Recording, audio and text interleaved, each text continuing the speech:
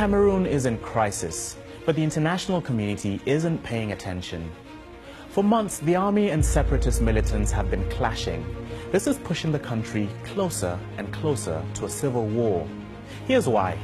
The people in Cameroon's northwest and southwest regions are English-speaking, and they make up about 1/5 of the entire population. Away from the Commonwealth in West Africa, the Cameroons. In the colonial era, Cameroon was a German territory, but after the First World War, it was split between Britain and France. After independence, the two regions united to form one nation with two official languages.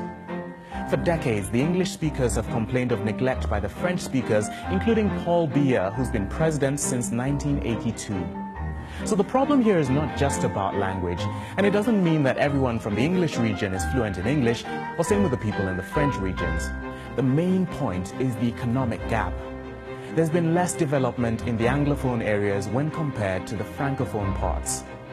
So what do the Anglophone people want? For some, federalism. They want better allocation of resources. Others are calling for a complete split from Cameroon to form an independent state called Ambazonia.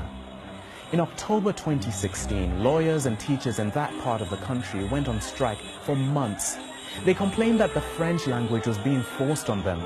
So they led Anglophone campaigners to the streets, but the government struck back. It cut off internet supply for 3 months and clamped down on protests. But these images filtered out.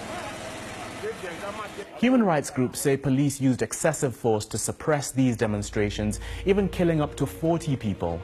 And civilians have accused government forces of random arrests, lengthy detentions without charge, and sexual abuse. An army spokesman dismissed these claims as mere rumors. Groups of militants kicked off a violent campaign in revenge. They've been battling the army and claiming they've killed dozens of soldiers. Meanwhile, tens of thousands of people have been displaced as a result of the fighting. But don't expect any international response just yet. There's so many other unresolved conflicts around the region, including the threat of Boko Haram in northern Cameroon. Right now, neither the government nor the rebels are showing any signs of backing down. So there's bound to be more bloodshed before things change.